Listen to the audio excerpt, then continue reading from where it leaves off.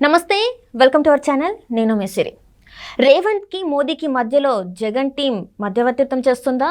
So ఈ అంశాన్ని మనకి ఇంకా క్లుప్తంగా వివరించడానికి మనతో పాటు ఉన్నారు టీడీపీ స్పోక్స్ పర్సన్ సూర్యదేవర లత గారు. నమస్కారం మేడం. నమస్తే మేడం, ఇప్పుడు చూస్తుంటే మోదీ గారికి రేవంత్ రెడ్డి గారికి మధ్యలో జగన్ టీం అంటే ఇంతకు ముందున్న అంటే జగన్ టీంలో ఉన్న ఒక వ్యక్తి మధ్యవర్తిత్వం చేస్తున్నారా, కోవట్టులాగా ఏమైనా? అది అంటున్నారని వింటున్నామని అని అట్లా ఏదో ఒకటి కల్పిస్తూ ఆనందపడుతున్నాడు జగన్మోహన్ రెడ్డి. ఏంటంటే ఆయనకి ప్రతిసారి కూడా ఒకటే అనిపిస్తుంది కదా, ఎలాగైనా ఈ పొత్తుని డీల్ని చెడగొట్టాలి, మనం ఏదో ఒకటి చేయాలి. సో ఒక్కొక్కసారి రాయబొమ్మ విజయసాయి రెడ్డి గారిని పంపించి దీన్ని ఎట్లాగైనా పొత్తులు ఉండకూడదు, సో ఉంటే ఎలాగైనా డెఫినెట్గా ఓడిపోతాం అనే ఒక భయంతో ఇలాంటి పొంగులేటి గారిని తీసుకొచ్చారని చెప్పి ఆయనతో మధ్యవర్తిత్వం మాట్లాడిస్తున్నారని. సో పొంగులేటి గారు ఆల్రెడీ ఇదివరకు వైసీపీలో ఉన్నమాట వాస్తవమే. అక్కడ కాంగ్రెస్లో, ఇక్కడ వైసీపీలో ఉన్నప్పుడు తెలంగాణలో ఎమ్మెల్యేగా గెలిచారు. సో దాని తర్వాత కాంగ్రెస్లో జాయిన్ అయ్యారు, ఇప్పుడు మినిస్టర్గా ఉన్నారు. సో ఆయన గవర్నమెంట్ పడగొట్టడానికి ఆయనకు అవసరం ఉంటే మేబీ ఇప్పుడు మోదీ గారికి ఇప్పుడు ఎలక్షన్ ఇంపార్టెంట్. సో ఇక్కడ గవర్నమెంటా అక్కడ గవర్నమెంట్ అనేది ఆయన ఇప్పుడు ఆలోచించట్లేదు, ఓన్లీ ఎలక్షన్ మీదే డిపెండ్ అయి ఉన్నారు. సో ఆంధ్రాలో పొత్తు నారా చంద్రబాబు నాయుడు గారితో ఉంది. సో నారా చంద్రబాబు నాయుడు కన్నా పొంగులేటి పెద్ద లీడర్ అని నేను అనుకోవట్లేదు. ఎందుకంటే ఫస్ట్ ఇంపార్టెంట్ దేని మీద ఉంది, సెంట్రల్లో ఎలక్షన్స్ ఉన్నాయి, మొత్తం ఇండియా మొత్తం ఎలక్షన్ అనేది నడుస్తుంది, క్యాంపెయిన్ అనేది చేయాలి, ఇంకా దానిలో ఎంపీలు క్యాండిడేట్లను పెట్టుకోవాలి. ఈ బిజీలో ఉన్నప్పుడు ఇలాంటి రాయబారాలంతా ఇప్పుడు దాని గురించి డిస్కషన్ పెట్టుకునే టైం ఆయనకు ఉండదు. ఆయన అసలు నేను అనుకుంటున్నా ఆయనకి అలాంటి ఉద్దేశం కూడా ఉండదు. సో ఈ జగన్మోహన్ రెడ్డి ఏంటంటే ఏదో ఒకటి కల్పించటం, ఏదో ఒకటి డైవర్ట్ చేయటం, ప్రజల దృష్టిని అంటే పొంగిలేటి నా మనిషి కాబట్టి జగన్మోహన్ రెడ్డి నాతో టచ్లో ఉన్నాడు అనే ఒక దీనిని తీసుకురావడానికి చూస్తున్నాడు, ట్రయల్ చేస్తున్నాడు.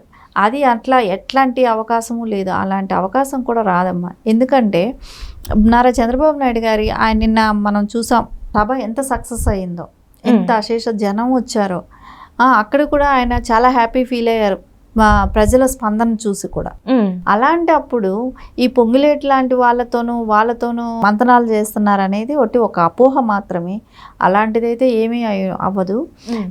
ఇంకొకటి మళ్ళీ రకరకాలుగా ఒక్కొక్క వర్షన్ తీసుకునే కొద్దీ జగన్మోహన్ రెడ్డి ఎప్పుడూ కూడా ఏదో ఒక రకంగా చేసి ఇది పొత్తుననేది విచ్ఛిన్నం చేయాలి, దీనిలో ఏదైనా ఒకటి నాకంటూ ఏదో ఒక బెనిఫిట్ రాకుండా పోద్దా, నేను ఏదో ఒకటి దానిలో నేను ఎంటర్ అవ్వలేకపోతానా, నేను ఏదో ఒకటి సక్సెస్ అవ్వదా అన్న ఆత్రంలో ఉన్నాడు.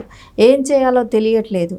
ఆ తెలియని తనంతో వీళ్ళని కదపటం, నేను ఏదో చేసేసాను అనుకోవటం, అక్కడ ఏదో డిస్టర్బ్ అయిపోయింది అనుకోవటం.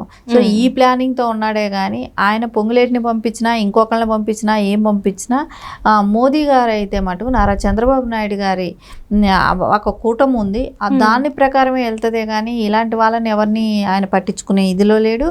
ఈ తెలంగాణ గవర్నమెంట్ అనేది కాంగ్రెస్లో ఎప్పుడూ కూడా అంటే ఇక్కడ ఏంటంటే ఇప్పుడు మీరు చెప్పే దాన్ని బట్టి చూస్తుంటే పొంగులేటి శ్రీనివాస్ రెడ్డి గారు ఏంటంటే కాంగ్రెస్లో జాయిన్ అయినప్పటికీ కూడా ఇక్కడ ప్రభుత్వం గురించి, ఇక్కడ కాంగ్రెస్ ప్రభుత్వం పడిపోతుంది, ఇంకా 6 నెలలు 3 నెలలు ఆ తర్వాత మళ్ళీ కేసీఆర్ గారి ప్రభుత్వం అంటే మనం చూస్తాం జగన్మోహన్ రెడ్డి గారికి కేసీఆర్ గారికి ఎలాంటి సంబంధాలు ఉన్నాయి, వాళ్ళిద్దరి మధ్యన ఎట్లాంటి స్నేహబంధం ఉందని. సో వాళ్ళ కోసం కోవట్టులుగా వీళ్ళు మారిపోయారని చెప్పేసి కూడా కొన్ని వార్తలు వస్తున్నాయి. ఇందులో వాస్తవం లేదంటారా మరి? డెఫినెట్గా కాంగ్రెస్లో ఎప్పుడు అంతర్గత కుమ్ములాట్లు అనేది ఉంటూనే ఉంటాయి. అట్లాంటిది పొంగులేటి లాంటి వాళ్ళు కొంచెం అడ్వాంటేజ్ తీసుకొని సో ఎవరి అవకాశాలు వాళ్ళు చూసుకుంటారు. సో దానికని అది ఇప్పుడు జరిగే ఆస్కారం అయితే లేదు. అది తర్వాత ఎలక్షన్ తర్వాత ఏమైనా జరుగుతుందా జరగదా అనేది అది డౌట్. ఎవరు కూడా అది కన్ఫామ్ జరుగుతుంది జరగదు అనేది కూడా ఎవరు చెప్పలేరు. ఎందుకంటే కాంగ్రెస్లో గతంలో ఎప్పుడు కూడా సంవత్సరం 6 నెలలకి సీఎంలు మారటాలు అలాంటివి ఉండేది. ఒకటి ఎప్పుడైతే రాజశేఖర రెడ్డి గారు సీఎం అయిన తర్వాత అది ఆగింది. సోనియా గాంధీ అధ్యక్షురాలత ఉన్నప్పుడు కూడా ఒక కంటిన్యూ కొన్ని చోట్ల కానివ్వండి ఎక్కడైనా కూడా సీఎంని కొంచెం వాళ్ళనే ఉంచటం, ముందు ఇందిరాగాంధీ పీరియడ్ కానివ్వండి, రాజీవ్ గాంధీ పీరియడ్, ఇట్లాంటి పీరియడ్ తీసుకున్నప్పుడు అప్పుడు 6 నెలలకి సంవత్సరానికి 2 ఏళ్ళకి సీఎంలు మారిపోయినట్టు మనం ఎప్పుడు చూస్తూ ఉండేవాళ్ళం గతంలో కాంగ్రెస్లో.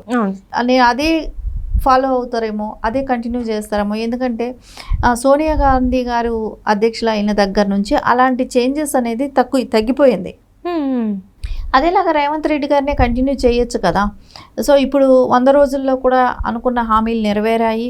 రేపొద్దున ఎలక్షన్లో వెళ్తారు. ఎలక్షన్కి వెళ్ళినప్పుడు ఎంపీ సీట్లు కొంచెం కాంగ్రెస్ మెజారిటీ రావటం అలాంటివి ఏదైనా జరిగిందనుకోండి, ఇంకా అతనికి బెనిఫిట్గానే ఉంటుంది.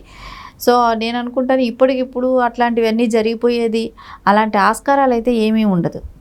డెఫినెట్గా ఈ పొంగులేటి గారు కానీ ఇంకొకళ్ళు కానీ ఏదేమైనా కూడా ఆఫ్టర్ ఎలక్షనే ఉంటాయి కానీ అవి జరగచ్చు, జరగకపోవచ్చు. మనం ఏమీ చెప్పలేం. కాంగ్రెస్ గురించి అంతర్గత కుమ్ములాట అనేది ఎప్పుడూ ఉంటాయి కాబట్టి అది కంటిన్యూ కూడా అవ్వచ్చు. అందుకే అంటే నిన్న జరిగిన సభలో మనం చూస్తే ఆంధ్రాలో సభ అయితే జరిగింది. ఈ సభలో అందుకే జగన్మోహన్ రెడ్డి గారిని ఎట్లాంటి మాటలు అనలేదు అని చెప్పేసి కూడా మనకు వార్తలు వస్తున్నాయి. సో మరి ఇందులో వాస్తవం లేదంటారా? మరి ఈ మధ్యవర్తిత్వం దీనికి ఏమైనా సంబంధం ఉందంటారా? అలాంటిది ఏమీ కాదమ్మా. ఇప్పుడు ఫస్ట్ ఒక సభ అయింది, ఇంకా రేపొద్దున ఇంకా ఎన్ని సభలు ఉంటాయి. ఎలక్షన్ టైంకి నెక్స్ట్ టైం మళ్ళా వస్తారు మోదీ గారు. ఇప్పుడు ఓన్లీ వచ్చి వెళ్ళారు, ముగ్గురు కలిసి ఒక స్టేజ్ పైన కనపడ్డారు. అంతేగాని ఇప్పుడు ఇదే సభ ఆఖరేం కాదు కదా.